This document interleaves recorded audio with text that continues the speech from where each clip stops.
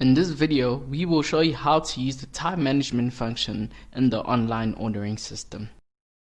For simple time changes, simply look at the time to finish order section on the dashboard. From here, you can change the time each order will take to be ready, as well as add additional time if you have multiple orders waiting.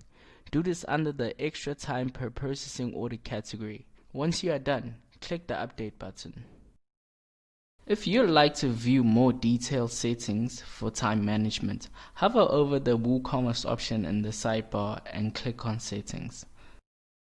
Next, click on the App Inlet Food Ordering button, then click on the Order Time Management option. This will take you to a detailed page where you can set your order times. You can also set a time status here for pickup orders under the Pickup Orders section. For delivery orders, you can set the vehicle the order will be delivered by, as well as the time until delivery. If an order is being shipped, a time can be set separately for this under the Set Shipping Time option. Lastly, there are various options and emails that your users will see that the order time can be put into. Simply tick the checkbox of the pages you want the time to appear on.